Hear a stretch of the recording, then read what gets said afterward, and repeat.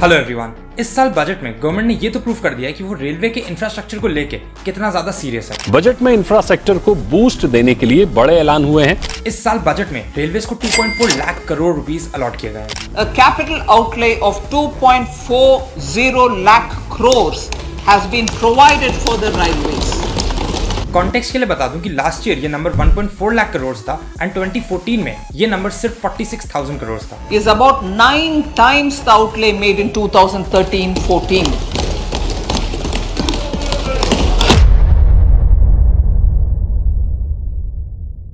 इस न्यूज से मैं तो बहुत खुश हूँ क्योंकि इस बजट का बहुत ज्यादा पोर्शन पैसेंजर सेगमेंट की ट्रेन्स में एफिशिएंसी इंप्रूव करने में, नेटवर्क इंक्रीज करने में जाने वाला है। बट एक पैसेंजर के पॉइंट ऑफ व्यू से ज्यादा मैं एक इन्वेस्टर के पॉइंट ऑफ व्यू से खुश हूँ। पिछले कुछ सालों में रेलवेज में फिर से इन्वेस्टमेंट तेजी से बढ़ी है एंड इसका इफेक्ट रेलवे रिलेटेड स्टॉक्स में भी दिख रहा है। बट आने वाले साल तो बहुत ही ज्यादा इंटरेस्टिंग होने वाले हैं। इसके 3 मेन रीजन है। फर्स्ट तो है ये पैसेंजर व्हीकल वाला जो मैंने आपको अभी बताया। अभी भी रेलवेज में जो मेजॉरिटी ट्रेन आप देखते हैं वो काफी पुरानी है एंड पुरानी टेक्नोलॉजी पे ही रन करती हैं। अब एक बात आप सोचो, जब पिछले 20 ईयर्स में कार्स में टेक्नोलॉजी में इतना ज्यादा चेंज आया है तो ट्रेन में क्यों नहीं आया? एक्चुअल बात ये है कि ट्रेन में भी आया है बट हमें पता नहीं चलता है। अब जो नई वंदे भारत ट्रेन हम लोग देखते हैं तो ऐसा नहीं है कि सिर्फ इनकी डिजाइन अच्छी हैं या अंदर का इंटीरियर अच्छा है। टेक्नोलॉजी वाइज भी ये ट्रेन पुरानी ट्रेन से बहुत ज्यादा एडवांस्ड है।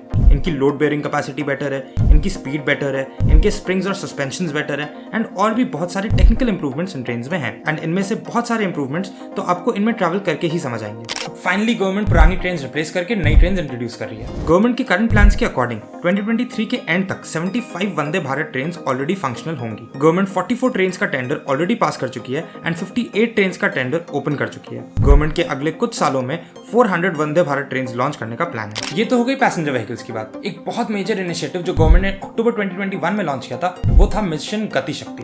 गति शक्ति हमारे देश के लिए एक ऐसा नेशनल इंफ्रास्ट्रक्चर मास्टर प्लान होगा जो होलिस्टिक इंफ्रास्ट्रक्चर की नींव रखेगा, हमारी इकोनॉमी को एक इंटीग्रेटेड और होलिस्टिक पाथवे देगा। Mission Gati Shakti that aims to reform the infrastructure sector and minimize the logistics cost. PM Gati Shakti is a transformative approach for economic growth and sustainable development. प्रधानमंत्री गति शक्ति योजना जो एक प्रकार से भारत के इंफ्रास्ट्रक्चर डेवलपमेंट को एक नई गति भी देगी, एक नई दिशा। ये इनिशिएटिव रेलवेज का कमर्शियल यूसेज ग्रो करने पे फोकस्ड है। करंटली इंडिया में गुड्स ट्रांसपोर्टेशन में सिर्फ 27% रेलवेज कंट्रीब्यूट करता है। 2030 तक गवर्नमेंट इसको इंक्रीज करके 45 to 50% करना चाहती है। पहली बात तो अगर गवर्नमेंट ने ये अचीव कर लिया तो इंडिया के डेवलपमेंट के लिए बहुत अच्छा हो जाएगा बिकॉज ट्रांसपोर्टेशन सस्ता भी हो जाएगा एंड फास्टर भी हो जाएगा। बट ये अचीव करने के लिए 2 मेन प्रॉब्लम्स हैं जो गवर्नमेंट को सॉल्व करनी पड़ेंगी। फर्स्ट है railway track. Currently passenger and freight train same track पर चलती हैं, तो जब भी दोनों में से किसी ट्रेन को स्टेशन पर प्रायोरिटी देनी होती है तो ज्यादातर पैसेंजर व्हीकल को प्रायोरिटी मिल जाती है। इसलिए गुड्स ट्रेन का डिलीवरी टाइम बिल्कुल भी रिलायबल नहीं होता है। गति शक्ति के अंडर गवर्नमेंट गुड्स ट्रेन के लिए काफी पोर्शंस में एक सेपरेट कॉरिडोर प्लान कर रही है ताकि पैसेंजर एंड कमर्शियल दोनों ही डिस्टर्ब ना हो। सेकंड है लोडिंग अनलोडिंग टाइम। करंटली अगर मुझे कोई प्रोडक्ट अहमदाबाद से इंदौर भेजना है तो पहले मेरे गोडाउन पे वो ट्रक में लोड होगा, ट्रक से अहमदाबाद स्टेशन जाएगा, वहां ट्रेन में लोड होगा। अगर ट्रेन टाइम पे नहीं आई तो पहले वहां अनलोड होकर गोडाउन में रखा जाएगा, फिर वहां से ट्रेन में फिर लोड होगा, फिर ट्रेन से इंदौर, फिर वहां फिर से अनलोड होकर ट्रक में लोड होगा, फिर वहां से फाइनल डेस्टिनेशन पे पहुंचेगा। तो इस पूरे प्रोसेस में ट्रेन में भेजने से इतनी ज्यादा टाइम और लेबर कॉस्ट लग जाती है कि डायरेक्टली ट्रक से भेजना ज्यादा अच्छा ऑप्शन लगने लगता है। इसी प्रॉब्लम को सॉल्व करने के लिए government new cargo terminals build कर रही है। 15 कार्गो टर्मिनल्स तो ऑलरेडी कमीशन हो चुके हैं एंड 3 साल में 100 बिल्ड करने का टारगेट है। ये टर्मिनल्स इस तरह से डिजाइन होंगे कि लोडिंग अनलोडिंग में टाइम भी कम लगे एंड मशीन के यूज से कॉस्ट भी कम हो जाए। ट्रेन के जिन कोचेस में गुड्स ट्रांसपोर्ट होते हैं उनके डिजाइन को भी रिवैम्प किया जा रहा है ताकि गुड्स मशीन से लोड अनलोड हो सके। अब ये सब तो बहुत अच्छा है but passenger and goods transportation में जितनी बात अभी तक हमने की है वो सब कुछ अचीव करने के लिए एंड रेलवेज का 45 से 50% मार्केट शेयर फिर से गुड्स ट्रांसपोर्टेशन में लाने के लिए गवर्नमेंट को बहुत ज्यादा पैसे स्पेंड करने पड़ेंगे। एक और सेगमेंट है जो डायरेक्टली रेलवे से तो कनेक्टेड नहीं है बट जिन 3 स्टॉक्स की अभी हम बात करने वाले हैं उनके लिए रेलेवेंट है तो उसको भी डिस्कस कर लेते हैं। ये सेगमेंट है मेट्रो। बहुत सारे सिटीज में मेट्रो का डेवलपमेंट बहुत तेजी से हो रहा है एंड गवर्नमेंट का विजन है हर टियर 1 एंड टियर 2 सिटी को मेट्रो से कनेक्ट करने का। तो इस सेगमेंट में भी बिजनेस बहुत जनरेट होने वाला है। अब ये जितने भी इनिशिएटिव्स हमने मेंशन किए हैं एंड जितना बजट में एलोकेशन रेलवे सेक्टर को मिला है इससे ये तो क्लियर है कि रेलवे सेक्टर में बहुत सारे फंड्स आने वाले हैं। अब बात करते हैं उन 3 स्टॉक्स की जो इस फंड एलोकेशन से बेनिफिट कर सकते हैं। पहला स्टॉक है टीटागढ़ वैगन। ये कंपनी 1997 में फॉर्म हुई थी एंड ये मेजरली 3 मेन सेगमेंट्स में वर्क करती है। फर्स्ट है फ्रेट रोलिंग स्टॉक, मतलब वो व्हीकल्स जिनमें गुड्स ट्रांसपोर्ट किए जाते हैं। सेकंड है पैसेंजर रोलिंग स्टॉक, मतलब वो व्हीकल्स जिनमें पैसेंजर्स ट्रैवल करते हैं। एंड थर्ड है ship building, bridges and defence. Freight rolling इनके रेवेन्यूज में 63% कंट्रीब्यूट करता है, passenger rolling 34% and third segment 3%। Company currently तो रेलवे पे बहुत ज्यादा डिपेंडेंट है, बट इनकी ऑर्डर बुक काफी अच्छी है। इनको 2022 में 24,177 वैगन का single largest order Indian railway से मिला था। बट फिर भी कंपनी रेलवे पर डिपेंडेंस रिड्यूस करने के लिए दो मेजर एरियाज पे फोकस कर रही है। फर्स्ट है मेट्रो। कंपनी की इटली में सब्सिडरी है टीटागर फिरेमा के नाम से। इस सब्सिडरी को इटली में 38 metro train sets design, manufacture, supply और 10 साल तक मेंटेन करने का ऑर्डर 2021 में मिला था। सेकंड फोकस एरिया है शिप बिल्डिंग। कंपनी ने फाल्ता वेस्ट बंगाल में प्रिसिजन शिपयार्ड का लैंड एंड इंफ्रास्ट्रक्चर एक्वायर कर लिया है। कंपनी ऑलरेडी टीटागढ़ में Indian navy, national institute of ocean technology and और भी कंपनीज के लिए प्रोजेक्ट्स कर रही थी। Titagarh and Falta by road सिर्फ 2 hours 30 minutes दूर है। इस एक्विजिशन के बाद कंपनी अपनी दोनों फैसिलिटीज को सिनर्जी में रन करके अपने शिप बिल्डिंग बिजनेस को ग्रो करने पर टारगेट कर रही है। सेकंड स्टॉक है जुपिटर वैगन। इस कंपनी का नाम पहले सेप्को Engineers and Body Builders company था, जिसको कंपनी ने 25 मई 2022 में चेंज करके जुपिटर वैगन कर दिया। कंपनी मेनली कमर्शियल व्हीकल्स के लिए लोड बॉडी एंड रेलवेज के लिए वैगन्स बनाती है।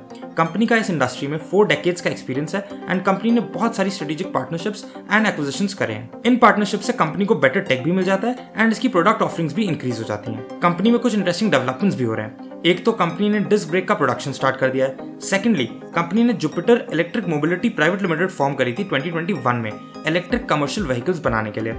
दिल्ली की लास्ट ऑटो एक्सपो में कंपनी ने अपनी इलेक्ट्रिक LCV लॉन्च करी एंड कंपनी के MD विवेक लोहिया जी के अकॉर्डिंग उन्हें बहुत अच्छा रिस्पॉन्स मिला। कंपनी 2024 के Q3 तक प्रोडक्ट को कमर्शियली लॉन्च करने का टारगेट कर रही है। थर्ड स्टॉक है फ्रंटियर स्प्रिंग्स। ये कंपनी 1981 में एस्टैब्लिश हुई थी and mainly automobile and railways के लिए स्प्रिंग्स बनाती है।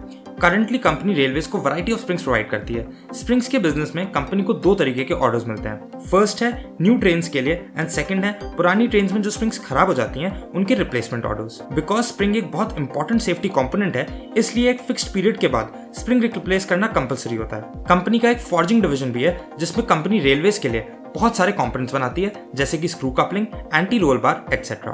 कंपनी में रिसेंटली 2 मेजर डेवलपमेंट्स हुए हैं जिससे कंपनी में अच्छी ग्रोथ आ सकती है। पहले तो स्प्रिंग डिवीजन में कंपनी ने एयर स्प्रिंग्स लॉन्च करी हैं। ये स्प्रिंग्स की टेक्नोलॉजी कॉम्प्लिकेटेड है एंड ये मेनली वंदे भारत ट्रेन्स में एंड मेट्रोज में लगती हैं।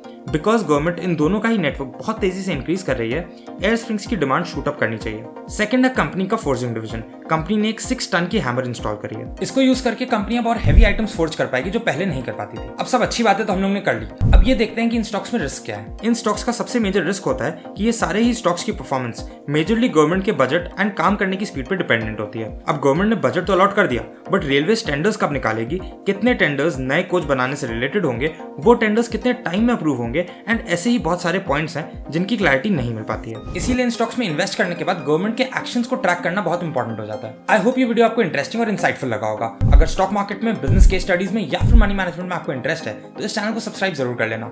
यूट्यूब हमारे एफर्ट्स को रिवॉर्ड भी कर देगा एंड आपको आपकी लाइकिंग के वीडियोस भी मिल जाएंगे। बजट से रिलेटेड अच्छे स्टॉक्स तो मैंने आपको बता दिए हैं, बट इनमें से किसमें इन्वेस्ट करना है ये आपको खुद ही डिसाइड करना पड़ेगा। अगर इन तीनों में से किसी भी स्टॉक की फुल एनालिसिस वीडियो आपको चाहिए तो उसका नाम कमेंट कर दो। अगर किसी भी स्टॉक का बहुत ज्यादा नाम के कमेंट्स आते हैं तो फिर उस पर मैं फुल स्टॉक एनालिसिस वीडियो बहुत जल्दी बना दूंगा। Take care, thank you for watching, bye bye.